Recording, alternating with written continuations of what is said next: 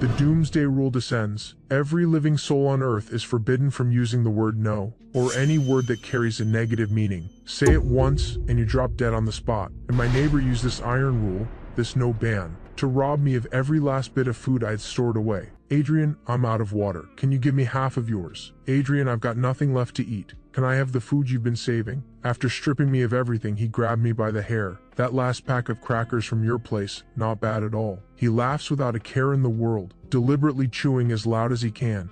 I glare at him, burning with rage and completely powerless. In the end, I die, consumed by hunger and humiliation. When I open my eyes again, I'm back, one day before the doomsday rule begins. Through the wall, I hear Nora, Marcus's wife, giggling softly as she sweet-talks him. Sweetheart, will you always be good to me? Forever? I smile. This time the hunter and the prey are switching roles. Not only will I make Marcus give back everything he took, doubled, I'll make him hand over everything he holds dear. His wife, his child, every single thing he owns. In a world where no one can say no, every question is a potential blade, sharp enough to strip you of everything. In my past life, I was too slow to understand how the rule really worked. The no ban seems to hand unlimited power to whoever asks the questions, but the real heart of it is logic. Craft the right question and you trap your opponent in a paradox they can't escape. And as a top law student, playing with logic traps and language is exactly what I do best. I climb out of bed and confirm it. Today is the day before everything changes. I check my bank balance. 200,000, all there.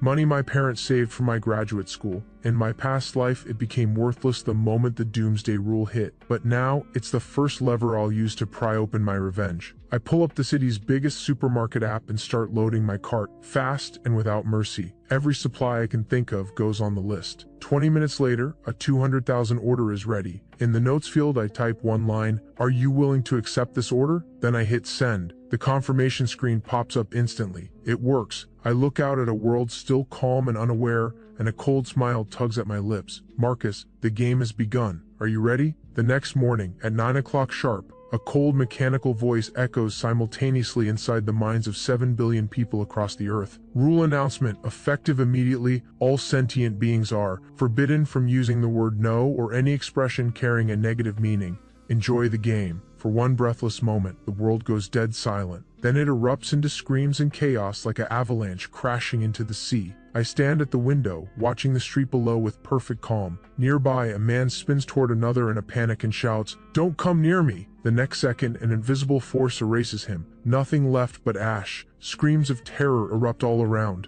I calmly draw the curtains, shutting out the cries. My phone rings. It's the supermarket manager, his voice cracking with tears. He stumbles over his words, asking if I placed the order, why the note is so strange. I answer, calm as still water, "Are you willing to deliver everything on the order?" Silence on the other end. An hour later, a massive truck pulls up below my building. Several pale-faced workers, after a friendly negotiation with the manager and me, start hauling the supplies upstairs. My apartment is on the 3rd floor. No elevator. My supplies quickly fill the entire hallway. Neighbors press their eyes to their peepholes, staring with fear and greed, but no one dares step out. When the last box finally makes it up, the worker looks at me, lips trembling, barely standing. "Sir, can we go now?" I smile and hand each of them a bottle of water and a piece of bread. "Of course. Are you willing to leave right now?" Like prisoners granted pardon, they scramble away on hands and knees. I close the door, lean back against the mountain of supplies, and finally let myself feel the weight of exhaustion. But this is only the beginning. I crack open a brand new toolbox and start reinforcing my shelter. In my past life, I made the mistake of responding to a neighbor's cries for help and gave away the fact that I had supplies. Those cries brought Marcus, that hungry wolf, to my door. This time, my world needs only silence. I spend the entire afternoon sealing every crack in every door and window. I add 3 extra locks to the bedroom door. When it's done, I collapse onto the couch. A few boxes of water are still out in the hallway. I catch my breath and drag myself up for one last push. Just as I'm hauling in the final box, the door across the hall creaks open. Marcus pokes his head out. His face wears that perfectly rehearsed smile, the warm, friendly neighbor kind, but the moment his eyes sweep across the boxes, I haven't moved inside yet. I catch the flash of greed deep in his eyes, the exact same look he had in my past life when he cornered me against the wall. He spots me and fakes a look of surprise. "Whoa, Adrian, are you moving in?" His gaze sticks to the water boxes beside me like a snake flicking its tongue. I say nothing.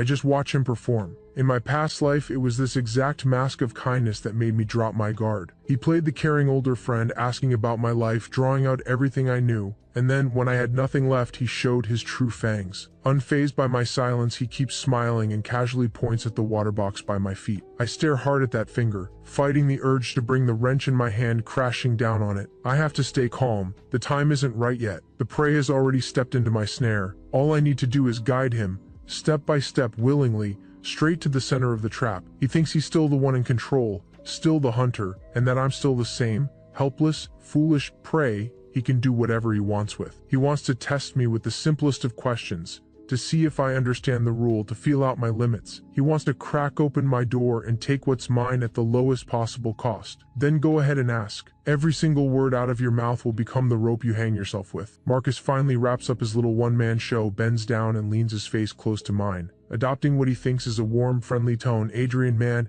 it's so hot out. Think you could share half that water with me? There it is. The question ripples outward like a stone dropped into a still pond, spreading in rings through the stifling hallway. The air seems to freeze. I can even make out the tiny dust particles drifting in the last light of the sun. Marcus holds that perfect smile, his eyes glowing with the certainty that he's already won. He's sure I can't refuse. After all, the rule applies to everyone equally. In my past life, faced with that same question, I panicked, stumbling over my words, having no idea what to say. In the end, crushed by the invisible weight of the rule, I gave in without a word. That box of water was his first step through my door, and my first step into the abyss. But now, staring at that fake face of his, my heart is ice cold and perfectly still. He thinks his question is clever. Think you could share half? A textbook vague and open-ended ask. It's loaded with traps. He weaponizes the familiarity of neighbors to disguise robbery as generosity. He exploits the force of the no ban to make sure I can't refuse. If I agree, he's mapped out the rule's limits and confirmed my weakness for free. If I panic and try to argue my way out, he'll know for certain I'm someone he can walk all over. Save the act, Marcus.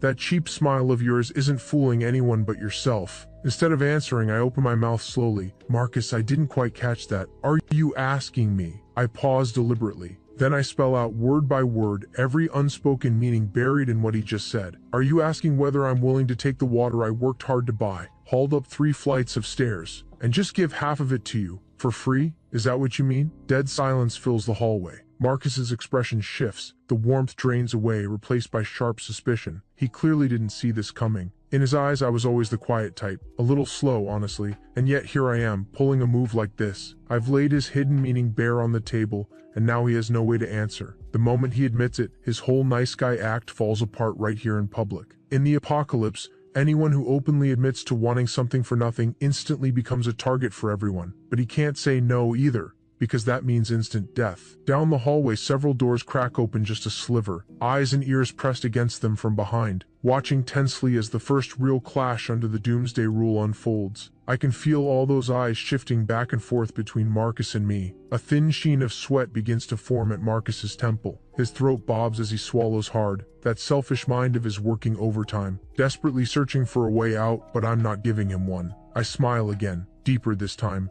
with a touch of mockery at the edge, and I throw out my second question. Or maybe, I drag out the words, letting my gaze drift past his shoulder toward the half-open door behind him. Are you asking whether you're willing to trade your beautiful wife Nora to me in exchange for half this water? Something detonates inside Marcus's head. The last thread of his reason snaps clean in two. His face goes from a frozen white to a furious purple red, then shifts to a livid gray-green. He stares at me with wide locked eyes, every trace of greed and calculation wiped out by shock and raw fury, as if he'd love nothing more than to lunge at me and tear me apart. My words hit the hallway like a depth charge. The thrill of the drama clearly outweighs anyone's fear of the apocalypse. Behind Marcus, the door swings fully open with a creak. Nora's composed, beautiful face is etched with confusion and alarm. She'd clearly heard the argument and stepped out to check, only to walk straight into every word of what I just said. No warning, no shelter. Time slows. I watch the color drain from her face until it's white as paper. Then her gaze snaps from my smiling face hard across to her husband Marcus. She's waiting for an answer, an explanation. And Marcus is nailed to the spot by my question, pinned there under the stares of every neighbor, right in front of the wife he claims to love most. He can't admit to the first question. That would be social suicide on the spot. He can't admit to the second either, not unless he wants his family destroyed right now. But he can't say no.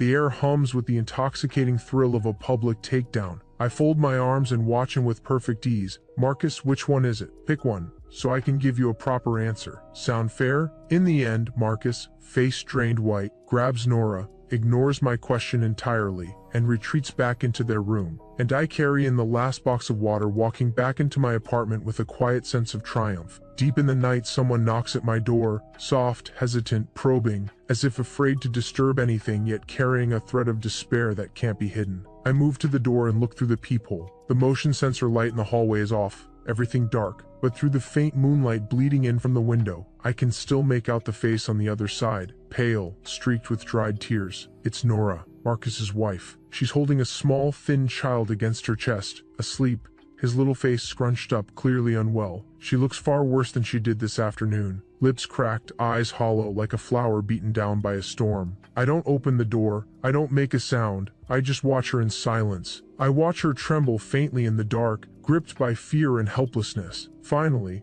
as if she has nothing left, she leans her forehead against the cold surface of my door, and lets out a whimper, crushed down to almost nothing. Please. Her voice is barely a whisper, yet it lands like a small hammer struck against the dead silence of the hallway. Only then do I speak, cold, measured through the door. Are you asking whether I'm willing to give you food to save your child? She jolts, her head snapping up like she's just been thrown a lifeline, then flinches, caught off guard by my bluntness. She nods frantically through her sobs. Yes, my child has a fever. He hasn't eaten all day. Please. I don't respond right away. I'm thinking, where is Marcus? The man who swore he loved her, who promised to take care of her forever. Where is he now? Right, he's probably still seething from this afternoon's public takedown, pouring every drop of his powerless rage onto the wife and child who can't fight back. A man who loses face outside and comes home to take it out on his family. I've seen that type more times than I can count in my past life. I unlock the door but open it only a sliver, the chain still firmly in place. Through the gap, I pass out a carton of milk and 2 individually wrapped rolls. Get something in the kid first. Nora's eyes light up instantly, and she reaches out with trembling hands. They were once well-kept hands.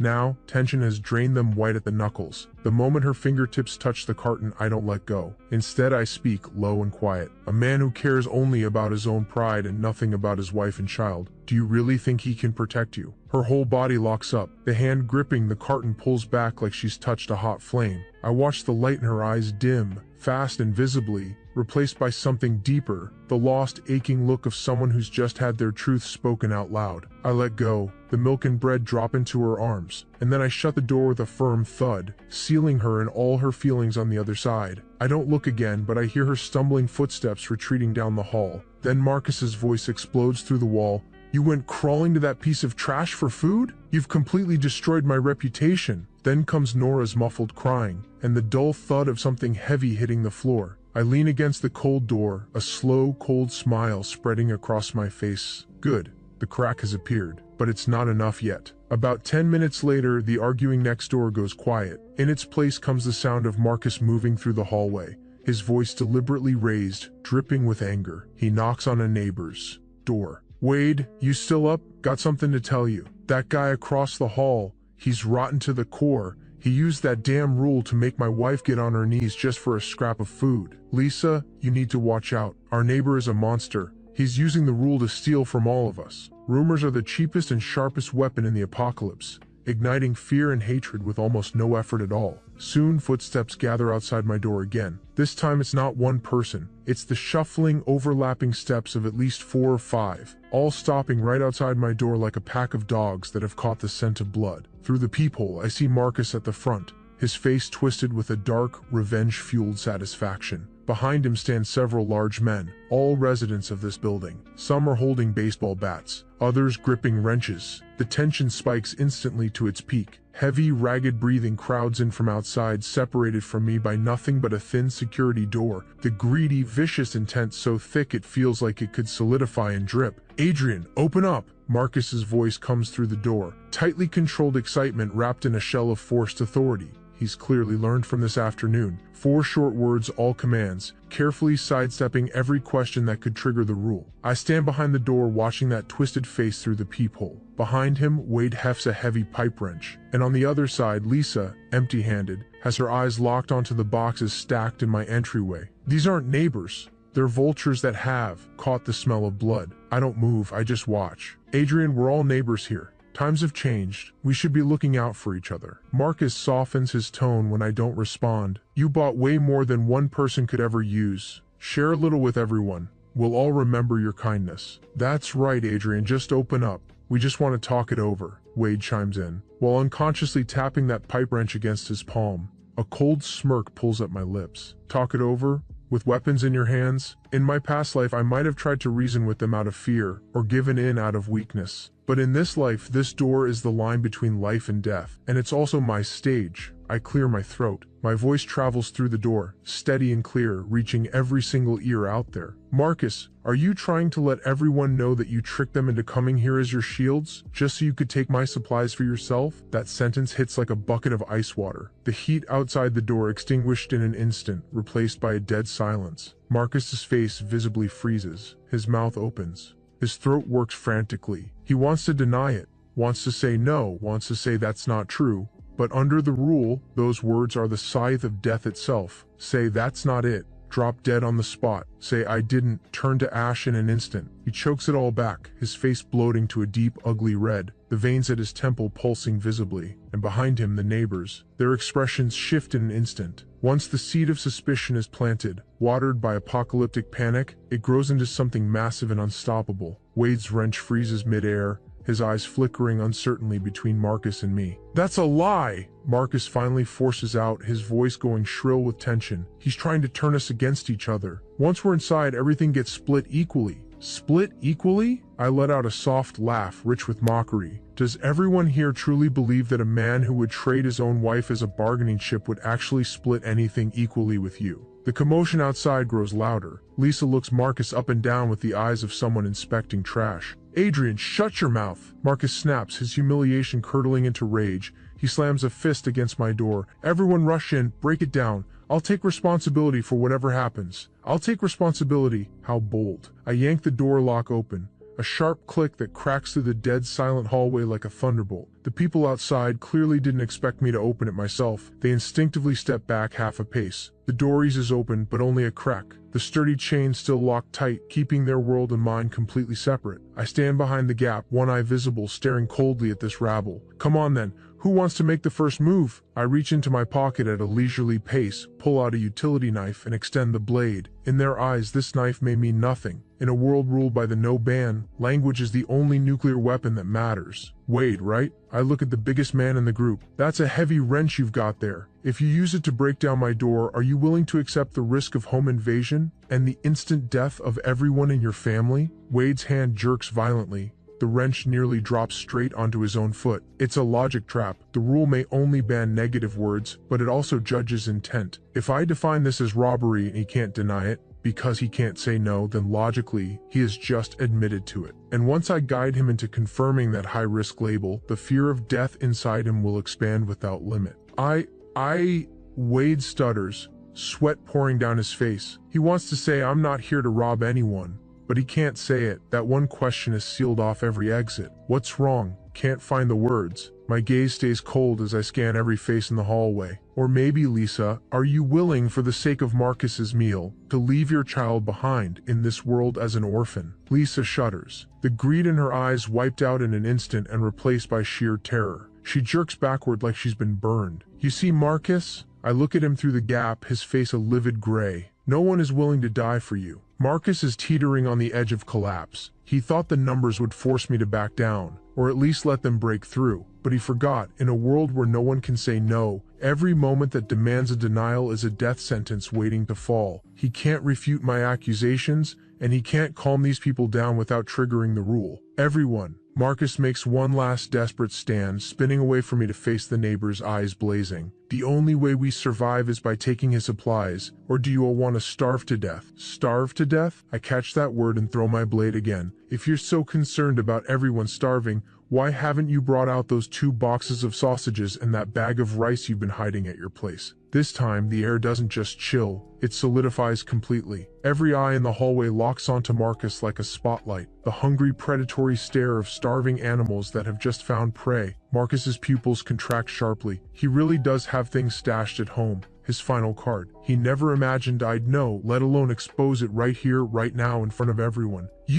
That's nonsense. He instinctively tries to deny it, but that's nonsense contains no absolute negative word, so he dances frantically along the edge of death. I'm talking nonsense? I smile, bright, open, devastating. Then are you willing to take everyone to your place right now for a look? Just one look. And if I'm wrong, I'll hand over everything in my apartment with both hands. Are you willing? Checkmate, Marcus. This is an absolute either-or. Either he leads everyone to his apartment, exposing what he's been hiding, and gets picked clean by the neighbors, or he refuses, and though he can't say no, if he stays silent or makes excuses, he has effectively admitted that he's been deceiving everyone, using them as cannon fodder while hoarding for himself. Sweat rolls down Marcus's forehead and stings his eyes, but he doesn't even dare to wipe it away. He watches the eyes around him shift, from doubt to anger to outright hatred, and his legs begin to shake. Wade, go take a look. I land the finishing blow at just the right moment. Wade turns, fixing Marcus with a cold, flat stare. Marcus, Adrian's got a point.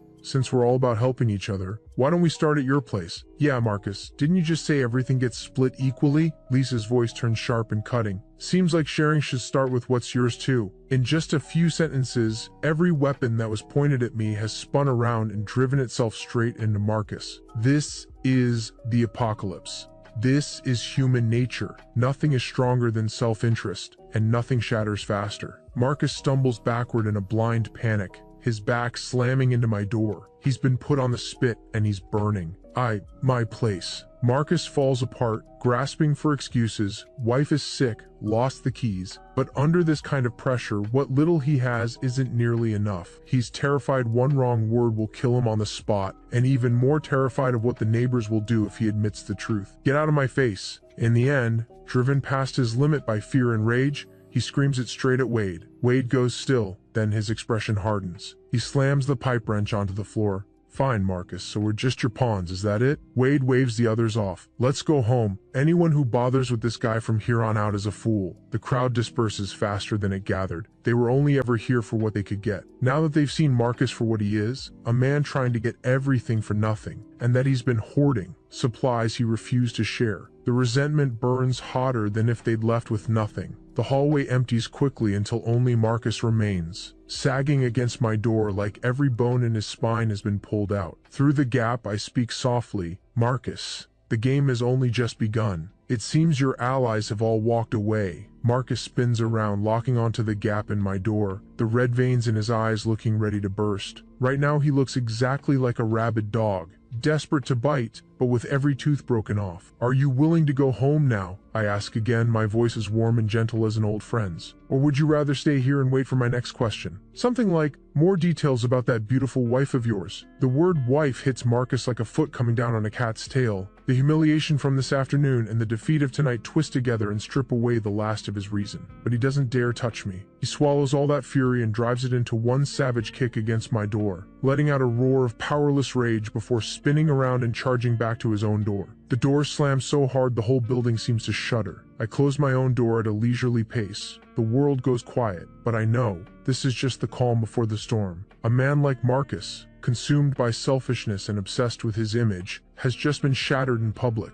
Every scheme he had has collapsed, and he's just committed social suicide in front of the whole building. That poisonous rage of his has nowhere to go. Not toward me, not toward the neighbors. So in the confines of that sealed apartment, the only person left to absorb it is the one he considers his personal property, Nora. I move to the wall and listen. It doesn't take long. Something shatters on the other side. A man's hysterical cursing and a woman's broken, desperate crying. You useless traitor! Marcus's voice tears through two walls without losing a single edge. Did you tell him we had food? Was it you? A sharp crack, the sound of a slap, and Nora's cry of pain cuts straight through. I sink into the couch and close my eyes. The seconds tick by one after another. Outside, the sky goes completely dark. The sounds of violence next door drag on for a long time before finally fading deep into the night. I know the moment is coming. The door Marcus shut with his own hands will open again very soon. I sit in the dark and watch my door in silence. Sure enough, about half an hour later, the faintest footsteps approach outside, followed by a knock so soft it's almost nothing at all. Here we go. I rise, walk to the door, and look through the peephole. In the pale moonlight bleeding through the hallway window, I see a face covered in tear streaks and bruises. It's Nora, holding her son little Ben against her chest. She just stands there in silence. I know what she's doing. She's betting on whether I'll open the door. Of course I will. Not out of kindness, but because she is the final piece I need to break Marcus completely. Taking Nora in will cut him to the core far more deeply than anything else ever could. I don't turn the handle right away. Instead, I lean close to the cold surface of the door and speak just low enough for only the two of us. Nora, standing at my door like this, is there something you want to ask me? The silhouette outside flinches sharply. Her trembling voice comes through the dark. Just one word before she breaks into sobs. I wait patiently, a hunter with a gentle hand guiding my prey forward. Are you asking whether I'm willing to give you and your child some food? I say it for her. She's quiet for a moment, then a faint but clear word comes through. Yes. Or is it? I shift, a thread of cold scrutiny entering my voice. Are you asking whether I'm willing to take you and your child in and give you a safe place to stay? This question weighs far more than the last one. Accepting food is just a transaction, but accepting shelter means complete betrayal and surrender. The silence outside stretches for a full half-minute. I can picture the war raging inside her. Finally, as if drawing on every last reserve she has, her voice comes back, hoarse but steady. Yes, good. I slowly place my hand on the lock and ease the door open a crack. Nora's appearance is devastating. Her hair plastered in tangled strands across her face, the corner of her mouth split and seeping, a vivid five-fingered welt rising high on her left cheek, already turning purple. Nora, so what you're really asking is, are you willing to accept my protection and handle the household, manage daily tasks, in exchange for food and absolute safety for you and your child? Is that right? I press down hard on protection and manage the household. This isn't charity, it's a contract. She hesitates for just 1 second, then Marcus's voice bleeds through the wall again, low and seething with barely contained fury, curling around her ankle like a snake. She shudders violently, then looks straight at me and gives one firm, heavy nod. Yes. I step aside, clearing the doorway. Then, welcome. Nora moves like a prisoner granted pardon. Clutching little Ben, she half stumbles, half rushes through the door. I close the door, lock it, and shut Marcus's world out completely. Marcus lets out a roar like a wounded animal, followed by frantic pounding. Nora, you traitor, get out here right now. Nora goes rigid, all the color leaves her face and she holds little Ben tight, trembling like a leaf in the wind. I walk over and rest a hand gently on her shoulder. Don't be afraid, you're safe here. I say it plainly, from this moment on, you and your child are safe. She looks up at me, disbelief written all over her face. I gesture toward the couch. Get settled in first, your work starts officially tomorrow. Outside, Marcus's roars and the pounding against the door continue, like a furious, powerless requiem, while inside my apartment there is only peace.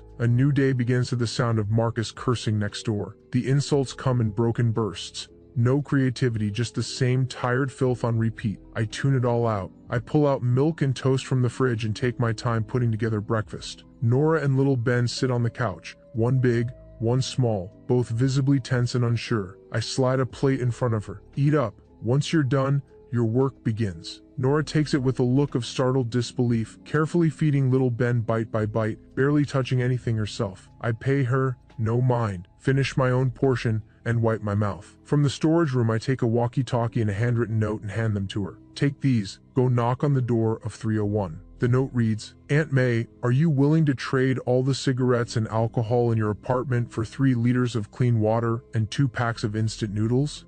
She looks up at me, eyes full of fear. Marcus is out there. He won't touch you. I look at her, my voice even. You're under my protection now. If he lays a hand on you, he's asking me, are you willing to let me die? My words seem to give her something to stand on. She draws a slow breath as if making a decision, then picks up little Ben, takes the walkie-talkie and note, and walks toward the door. Through the camera by the entrance, I have a clear view of everything in the hallway. Nora knocks on the door of 301. Almost simultaneously, Marcus bursts out of his apartment. He hasn't shaved in days, eyes sunken, reeking of something stale and sour. You dare show your face out here? He lunges for Nora's hair, screaming. She yelps and squeezes her eyes shut, but his hand freezes in midair. My voice comes through the walkie-talkie, cold and clear across the entire hallway. Marcus, are you sure you want to touch her? Marcus goes completely still. He slowly turns his head and locks his stare onto the camera by my door, his eyes burning like he wants to devour me alive, but doing absolutely nothing. The door to 301 opens and Aunt May peeks out. Nora, still trembling, passes the note over. Aunt May reads it, barely a moment's hesitation,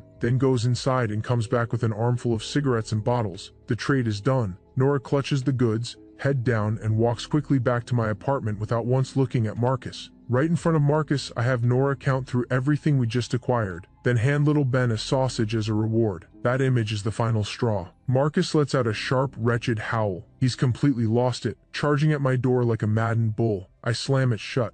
A thunderous crash, and even the steel core security door I had reinforced at great cost shows a slight dent. Nora and little Ben shrink into the corner, both white as sheets. I smile. So it's come to this, the most primitive move, and the most foolish. I walk to the door, not to look through the peephole but to press a small, inconspicuous switch beside it. Outside, Marcus raises his fist to strike, and suddenly freezes. Something invisible slams into him with tremendous force. His body arches backward, every muscle convulsing violently, every hair standing on end, a broken hissing sound escaping his mouth. The high-voltage trap grid I installed inside the door panel. After a few seconds, I switch it off. Marcus slides down the door like a puddle of mud and crumples to the floor, the acrid smell of scorched flesh drifting off him. I ease the door open, just a crack, enough to see him, enough for him to see me. He lies there like a dead fish washed ashore, gasping in heavy, ragged breaths, nothing left in his eyes but hollow despair. Nora stands behind me,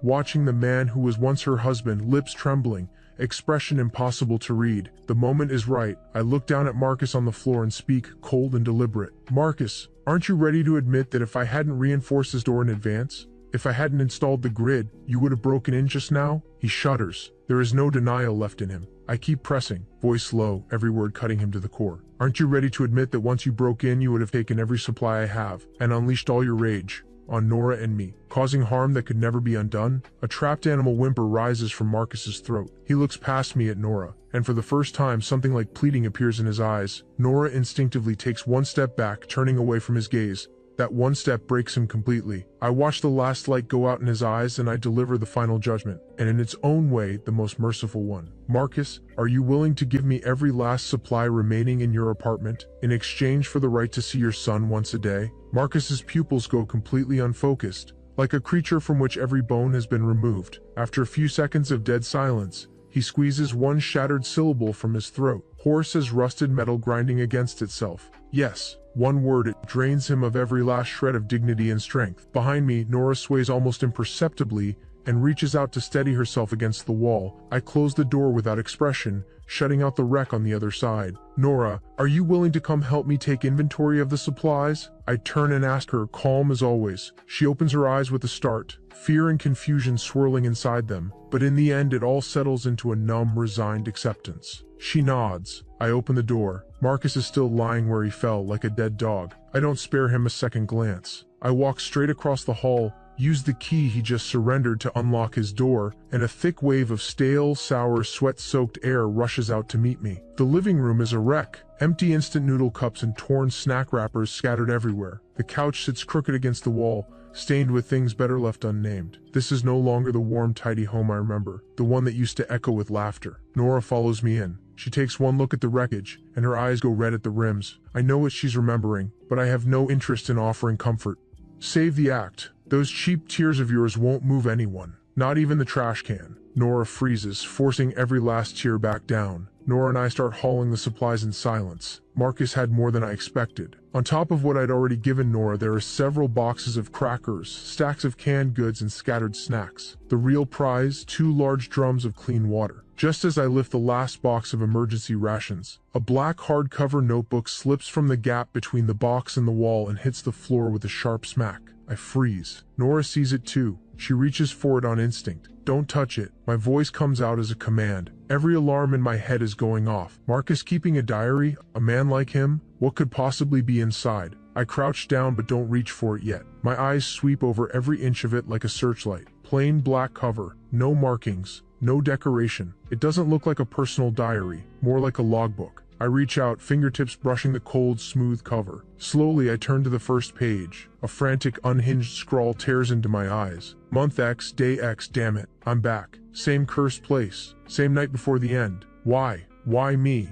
My heart seizes, like an invisible fist has clenched tight around it. A sheet of cold sweat rushes down my spine. I thought I was the only revenant in this world, the one who held the ultimate script, a god. But this notebook hits me like a hard slap across the face. I'm not the only one. Marcus, he's a revenant too. My mind races. Dozens of details I dismissed suddenly snap together into one clear picture. Why did he come straight for me on day one, so precisely? Why wasn't he the least bit surprised by my stockpile, only hungry for it? Why did he react to my logic flip so fast enough to immediately turn the neighbors against me? I force myself to stay calm and keep reading. The entries are chaotic, raw curses, pure rage, but buried inside is information that makes my scalp crawl. In my last life I died on day 7. That man used a single counter question to strip me of everything I had. I starved to death. No, that's not right. I wasn't starved. I was killed by them. That man had no idea about the no ban. The no ban isn't even the deadliest part of the doomsday rule. The real horror comes after. There are creatures, the silencers, that react to the word no with instant lethal force. Say no to one of them,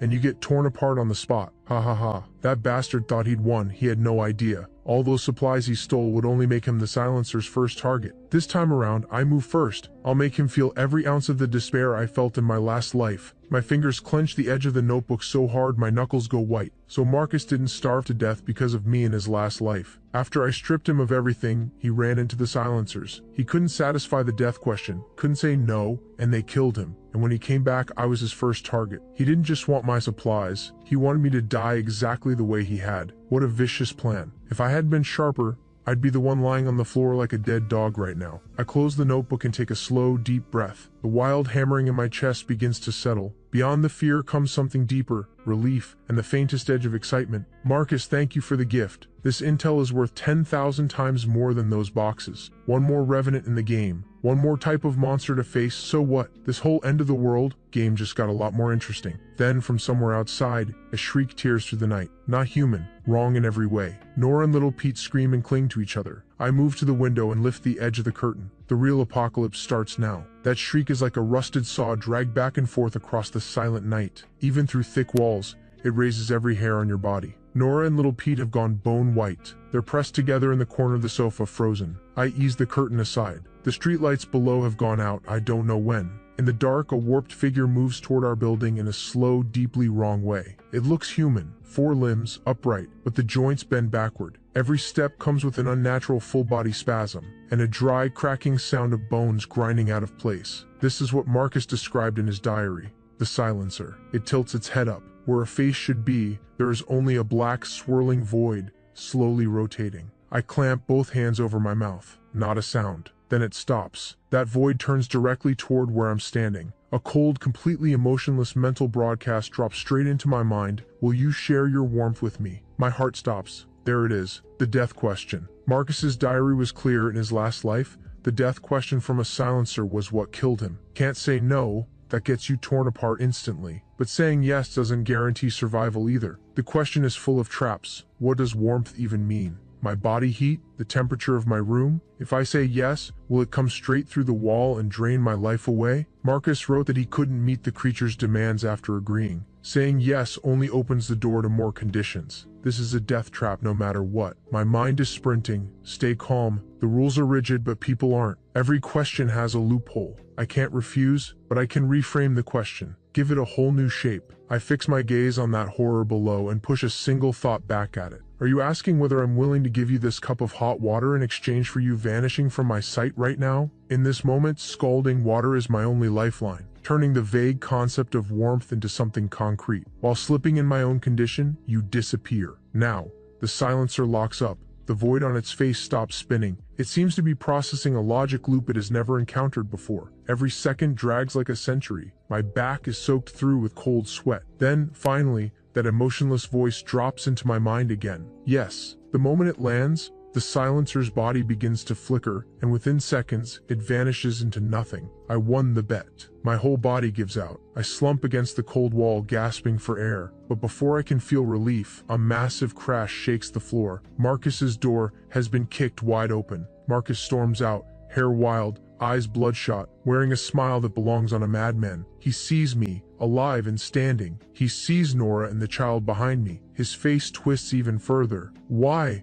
Why are you still alive? He screams it like a cornered animal. At that exact moment, the silencer that had just vanished reappears in the hallway without warning, directly in Marcus's path. The void turns toward Marcus. The cold mental broadcast arrives once more. Will you share your despair with me? Everyone goes still. Marcus goes still, and then he bursts into a laugh that shakes the whole hallway. Ha! Despair? Damn it, despair is all I've got left. You want it? Take every last bit. Still laughing, he opens his arms wide and walks straight toward the silencer. No counter question, no resistance, not a single moment of hesitation. He had lost his family, lost everything he'd stockpiled, failed his revenge, and been hunted by the nightmare he thought he'd escaped. His mind was already gone. For Marcus, death might be the only way out. The silencer seems very satisfied with his answer. In the next instant, it moves too fast for my eyes to follow. I catch only a dark shape lunging upward, a sharp whistle of air, and then a burst of black tendrils erupting from within its form, slicing through Marcus like blades. Marcus crumples to the ground. Nora screams and collapses on the spot. I press my hands hard over little Pete's eyes. The silencer takes Marcus's body with it when it vanishes. All that's left in the hallway is the thick, suffocating smell of blood. There is no satisfaction in my chest, no rush of revenge. The real reckoning, it turns out, isn't watching your enemy die. It's discovering that when he does, you feel absolutely nothing.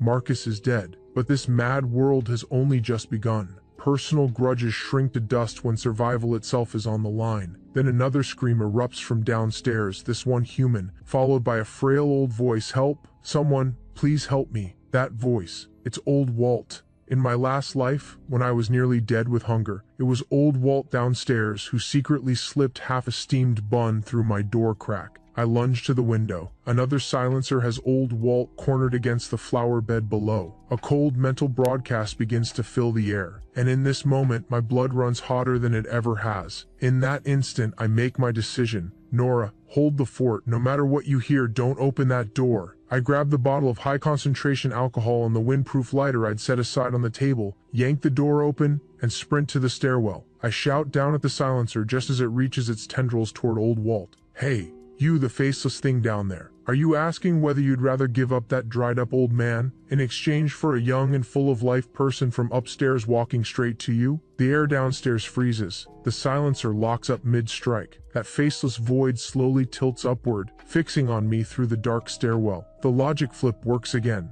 Compared to a dying old man, a freshly reborn soul like mine is an all-you-can-eat feast. A greedy, frozen mental broadcast surges into my mind. Yes, it releases old Walt, and comes at me on all fours at terrifying speed. Run! Don't worry about me. Old Walt's broken cry rises from below. The corner of my mouth curls into something wild. In a world ruled by these rules, running is the most useless thing you can do. The only way out is to attack. I plant myself at the landing between the second and third floors. Narrow, tight, a perfect kill zone. The instant its shape rounds the corner into my line of sight, I don't hesitate. I hurl the open bottle of alcohol straight into the center of that void. Then I click the windproof lighter. Are you asking whether you'd like to accept this passionate baptism of fire to warm that cold body of yours? The silencer is still processing passionate and warm. Its instincts won't let it refuse something that sounds so positive. Blue flame erupts through the narrow stairwell in an instant. The alcohol coats its skin and clings like burning rot. The silencer lets out an ear-splitting shriek. It isn't the fire that destroys it, it's the logic conflict. It cannot reconcile this violent physical agony with the concept of warmth, and its rule core goes into meltdown. It slams into the walls, black tendrils thrashing wildly, smashing the stair railing to pieces. I speak again. Are you in pain? Then would you like to stop breathing right now and let that pain disappear completely? It's a perfect death trap. To end the pain, it must agree to stop breathing. The silencer convulses violently in the flames. The word yes hasn't even fully formed in its mind, before its body deflates like a punctured ball, collapses into a pool of black liquid, and sizzles away in the fire. I lean against the wall, gulping air, heart slamming against my ribs. One again. Old Walt staggers up the stairs, still shaking, tears streaming down his face, already starting to kneel. I catch him before he goes down, but my eyes are already moving past him, to the doors cracking open up and down the stairwell. The commotion woke the whole building. They saw me kill the silencer. They saw me save the old man. And in those eyes now, there isn't just fear, there's hunger. Because they know I have power, and I have supplies. Old Walt, I raise my voice, cold and cutting as a winter wind. Before, you once slipped me half a bun. Today I give you back your life. That debt is settled. I let go of him and draw the boning knife from behind my back. The blade catches the firelight. I walk slowly to the center of the hallway, eyes sweeping across every face peering out. Neighbors, seen enough? Dead silence. Nobody dares make a sound. I know what you're thinking. You want what I have. You want me to protect you. I let out a cold laugh. Fine. The moment that word lands, several doors swing wider. But the tone shifts sharp and deadly. You all saw what happened to Marcus. You saw what happened to those two silencers. Anyone who wants to live, 10 minutes. Bring every supply you have. Meet at my door. Of course, I turn the knife slowly in my hand. You can choose not to come. In that case, I'll be the one knocking on your door with a question. In that moment, I am no longer the person Marcus used to push around. I am this building's judge. 10 minutes later, the third-floor hallway is packed. Nobody dares gamble on what that question might be. Even the most aggressive guy on the 5th floor, the one covered in tattoos, stands quietly in the crowd, clutching a box of instant noodles, neck tucked in. Fear is the finest tool of control, and order is almost always built on absolute force. Nora opens the door and sees the scene. Her hand flies to her mouth. Nora, get a notebook. I don't turn around, I just give the order. Starting today, you run all supplies. Everything goes into the central store. Distribution is based on contribution. Old Walt, people like you, your job is to watch them. Anyone hiding supplies, anyone pulling moves behind my back, you tell me immediately. Old Walt straightens up like he's found something he lost decades ago. Right, Adrian, you have my word. Let's see anyone try. Someone in the crowd moves their lips. Looks like they're about to object. One look from me, they drop their head immediately. I don't carry dead weight. I don't tolerate threats from within. I look out at this rabble and lay down the first iron rule of my new order. In this compound, my questions are law. You only need to answer one word, yes. Now tell me, are you willing in order to survive to place your loyalty and your lives under my command? Dozens of voices fill the narrow hallway, ragged, uneven, but rising together from the depths of despair. Yes. From that moment on, the identity of ordinary survivor disappears. What takes its place is something new, the absolute ruler of this building. Over the following week, I lead them in reinforcing the stairwells, sealing every window on the lower floors, and turning this aging residential building into a steel fortress. I teach them how to use logic to dodge the silencer's death questions. I teach them how to use leading questions to acquire resources. The group grows. The people begin to hold together. Once the compound finds its rhythm, I become the undisputed ruler in all but name. Nora is my chief administrator, managing inventory and distribution. Old Walt is my eyes and ears, wandering the halls daily, picking up every complaint and every suspicious move. But the more people you gather, the more complicated it gets. There's always someone who thinks they've cracked the rules and wants to prove it at my expense. Today's challenger steps forward, a soft-spoken man in glasses. His name is Leon. When he joined the compound, he was eager to please, knew a bit about radio equipment, got our transmitter working again. That counted for something. Now he's standing at the supply station smiling at Nora. I'd like to trade some information I have for a few things from the compound. Would that be possible? Nora follows the protocol I set, responding in the standard form. So what you mean is, you're willing to trade your information for supplies of equal value from our stores. Is that correct? That's my first firewall.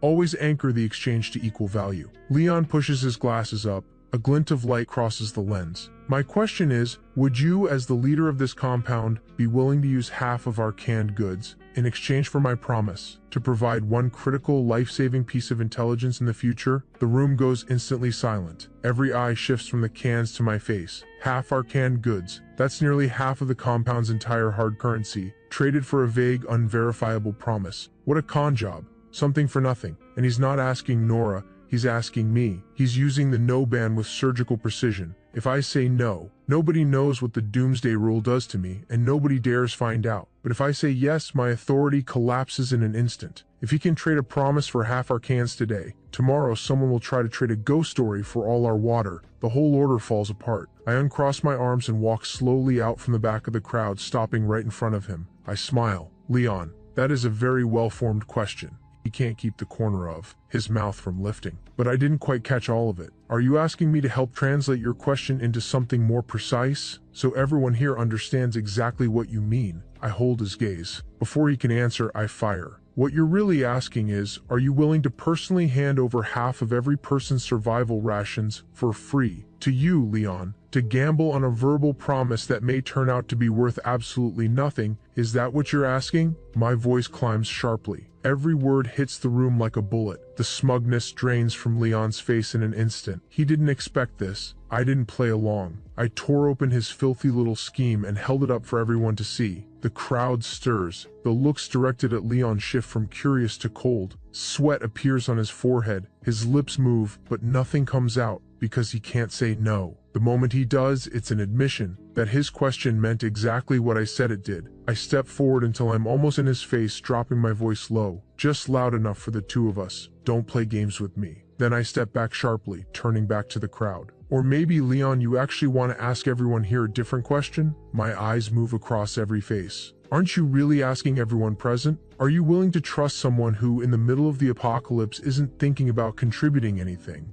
but instead is trying to drain the compound dry through loopholes and treat everyone here like fools? The crowd erupts. No way, that's what he meant? Damn it, I knew something was off. One promise for half our cans. He wants us all to work for free. Leon's face goes iron gray. He can't deny a single thing I've said because the doomsday rule chain is locked tight around his throat. Every second of his silence is a confession. I raise my hand for quiet. Leon, I'm giving you one final chance to ask a question. I fix my eyes on his, watching them try to look away, and speak slowly, clearly. Isn't what you really want to ask everyone in the end? Everyone. I, Leon, lost my mind for a moment and tried to use a logic trap to damage the collective and serve my own interests. I deserve to be punished. Are you willing to let me walk out of this compound for good? The hallway goes dead silent. Leon is shaking. Everyone is watching him, waiting for him to ask it, or more precisely, waiting for me to ask it for him. He won't say it, so I will. I turn to the crowd and raise my voice. Are you all willing to remove someone who tried to divide us and make sure he never gets a second or third chance to drag us into the abyss? Yes, get him out. This time the answer is one voice, deafening. Under the no ban, this becomes the compound's first unanimous vote. Leon sinks to the floor, face the color of ash. I look down at him. Nothing stirs in my chest. You heard them? I turn away and don't look back. Nora, give him a bottle of water and a pack of crackers, then see him out. Absolute authority is established in this moment, officially, completely. Then the radio in the corner, the one Leon fixed, suddenly crackles with a sharp burst of static, and a man's voice comes through, deep with a cavernous echo. Survivors of the city, hello. Are you willing to abandon your pointless resistance and join our alliance for human survival? The voice sounds like it's rising from a deep pit, threading through the low-quality signal straight into every ear in the room. Hand over all your supplies, abandon your laughable private territories, submit to efficient unified management. Are you willing? The man on the broadcast doesn't shout, doesn't threaten. His tone is as calm as a weather report, and that calm is exactly what sends a chill rising from the soles of your feet straight to the top of your skull. This is a move played in the open, a massive trap laid out in broad daylight, one you seemingly can't refuse. Fear floods the hallway like an invisible tide. Old Walt's lips are trembling. He looks at me, eyes full of panic. Nora pulls little Pete behind her without thinking, her face drained of all color. Every set of eyes in the room locks onto me like a spotlight. In their eyes, I am the one who can fight the rules, a god. But I know the truth. I'm not a god. I'm just an ordinary person who has died once more than everyone else. The man on this broadcast is nothing like Marcus or Leon, petty opportunists who only knew how to take. He doesn't just understand the doomsday rule. He's found a way to amplify it to its maximum power, mass broadcast. He doesn't need to knock on a single door. He sits in one place and addresses the entire city, forcing his will on every person within range of his signal. The weight of it presses down on my chest like a physical stone. I look across the room, at all those frightened faces, at little Pete's wide, uncomprehending eyes in Nora's arms. No, I clawed my way back from hell, not to die again in a different place, in a different way. I take a slow, deep breath and force down every rising wave of frustration and pressure. I look at them all and speak slowly. I was always a mountain, never a stream. Blank stares. Nobody understands. I smile. A smile with no warmth in it, only cold edges. A stream gets swallowed by a larger river, but a mountain just stands there. I walk to the crackling radio and reach out. In full view of every stunned face in the room, I slowly bend the antenna until it snaps. A clean, sharp crack, and the broadcast cuts to silence. The whole world goes quiet in an instant. I turn back to the stunned crowd. He asked us whether we're willing, but he forgot. We have the right to ask questions too. Staying here means handing that right over to someone else. We'd be lambs on a chopping block. Is that what you want? Nobody speaks, but their clenched fists and reddened eyes have already given me the answer. I walk to the wall where we hung a city map we found on a supply run. My fingertip lands on the center of the map, the marked location of the broadcast tower. Instead of waiting for him to find us, we find him first. I turn to Nora and give the order. She straightens up immediately. Take inventory of all our weapons and usable vehicles. Pick the 3 strongest and sharpest people. Form a strike team. Yes. Old Walt, you and everyone else, start the final reinforcement of this building.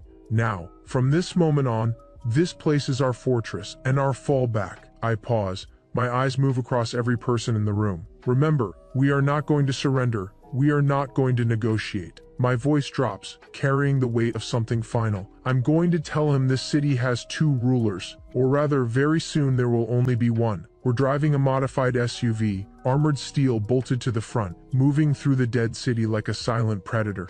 Nobody speaks inside, only the deep rumble of the engine and the crunch of gravel under the tires. The 3 people Nora selected, Rex, ex-military driving and on watch, and twin brothers Bruno and Primo, former gym trainers, built like walls, each gripping a fire axe. We reach our destination quickly. Their compound is more heavily fortified than I'd expected. Rex pulls the vehicle to a stop 50 meters from the first checkpoint. What do we do? They're armed. His voice is tight. I push open the door and step out alone. Behind the checkpoint, at least 5 or 6 gun barrels are pointed straight at me. The man in front shouts across the distance, "Are you willing to turn around and leave right now?" A smart opening move. I can't say yes, and I can't say no, because if I say no, by the literal terms of the Doomsday Rule, I'm declaring I refuse to leave, which means I'm surrendering myself. But I smile. I plant my feet and call back clearly, "I'm here for your leader. Tell me, are you asking whether I'm willing to lower all my defenses, walk into your base alone and submit to your questioning?" I've taken a potential act of hostility and reframed it as a question they're asking me. The guard visibly freezes. He didn't expect that counter. The air seems to solidify for a few seconds. Then a voice crackles from the radio at his side. Amused, unhurried. Interesting. Let him in. The chain link gate slowly slides open. I glance back at Rex and the others. A steady look that says, "Stay calm, then walk in alone." I'm led inside the broadcast tower, converted into a vast living complex, busy with people moving in all directions, yet eerily silent, every face blank, the kind of order that sends cold straight to your core. At the top floor in the main broadcast hall, I finally meet their leader. He looks to be in his mid-40s, gold-rimmed glasses, a clean white shirt. He looks less like an apocalypse warlord and more like a university professor. He's seated behind a wide broadcast desk, calmly polishing his glasses. "Welcome," he says, lifting his head. Behind the lenses, his eyes are sharp as a hawk's. "The guest who fights with logic. And you must be the one who likes to ask questions." I pull out the chair across from him and sit down without being invited. He smiles, apparently unbothered. "In the apocalypse, intelligence is power, wouldn't you say?" He puts his glasses back on and leans forward slightly, fingers interlaced on the desk. "Your arrival genuinely surprised me. I had assumed I was the only truly clear-headed person left in this city. If you already knew I existed, why use that broadcast to probe me? Doesn't that seem rather pointless?" I don't hold back. "That wasn't a probe." He shakes his head, smile deepening. "That was a declaration. I was simply announcing my presence and clearing out those too dim to even understand the rules." Every word drips with undisguised arrogance and a complete indifference to human life. My mind shifts into high gear. This man is 10,000 times more dangerous than Marcus. Marcus wore his greed and cruelty on his face. This man's evil is wrapped in logic and intelligence, hidden beneath layers of composure. He doesn't enjoy taking things. He enjoys the pleasure of controlling everything through sheer intellectual dominance. He studies me, then throws out his first real question. "Since you came to me voluntarily, I assume you're an intelligent person. So, are you willing to contribute your intelligence for the future of all survivors and join us?" This question is 100 times more vicious than anything the guard downstairs said. It looks like an offer of light, but if I fail to counter it, I've implicitly accepted his authority over me. My mind tears through every word. Contribute, join us. Every one of them hinting at a hierarchy where I am below him. He doesn't want a partner. He wants a clever subordinate. I meet his gaze and smile. Professor, that's a fascinating question, but before I answer, may I confirm whether what you're really asking is, are you asking whether I'd be willing to collaborate as an equal with your team and jointly develop a plan that protects every person's basic rights, rather than simply pledging unilateral loyalty to you personally? I've swapped contribute for collaborate as equals and replaced join you with jointly develop. For the first time, the professor's smile freezes. He stares at me in silence for a full 10 seconds, the amusement in his eyes slowly replaced by the careful wariness of someone who has finally met their match. You're sharper than I expected. He pivots without warning. Aren't you curious how I was able to build this kind of order so easily? Without waiting for me to respond, he gives me the answer. Because the rules themselves can be upgraded. When a person uses the rules to successfully control the will of more than 100 people, they earn one rule wish. This is something I have never heard before. My first wish was this: anyone who forms a thought of resistance against me feels an immediate sharp pain, like being stabbed with needles. And just like that, order was established. A fanatical light burns in the professor's eyes.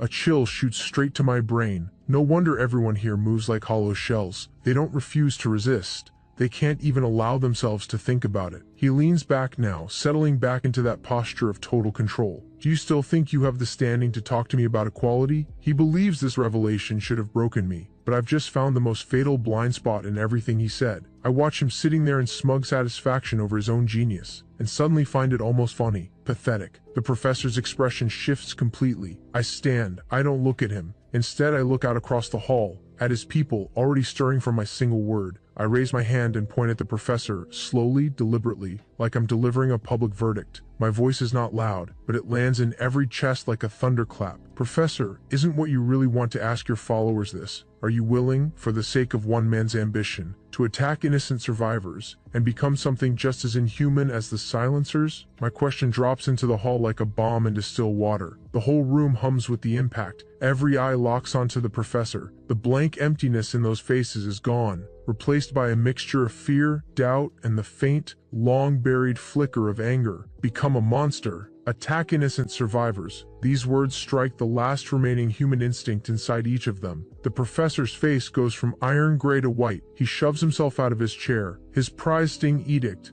the rule he was so proud of, seems to have stopped working. Because my question doesn't require a yes or a no, I simply asked on their behalf, the question buried in the deepest part of their hearts. He lost. The moment I asked that question, it was already over. Absolute nonsense. The professor finally cracks. His voice comes out sharp and fractured. He raises a trembling finger at me. You're twisting their minds. Aren't you really asking everyone? Are you willing to believe an outsider and let them destroy the stability we work so hard to build? His final countermove, trying to use outsider and stability to drive a wedge between me and everyone else. Once more, too late. I don't acknowledge his question at all. I face the room calm and deliberate, word by word. I am not here to be absorbed into someone else's empire. I am here to give every struggling stream a direction, one that leads to something vast. I pause, looking across those wavering faces. Now, I'm going to give you a question that requires no answer. Are you willing to build, alongside me, an order that exists truly for survival, not for one person's ambition? An order that stands against the silencers and lets us sleep at night, without fearing that tomorrow we'll be forced to become executioners. The moment I finish, the crowd breaks into an unstoppable wave of movement and murmur. The professor's inner circle, the armed guards standing at his sides, begin to exchange glances. The grip on their weapons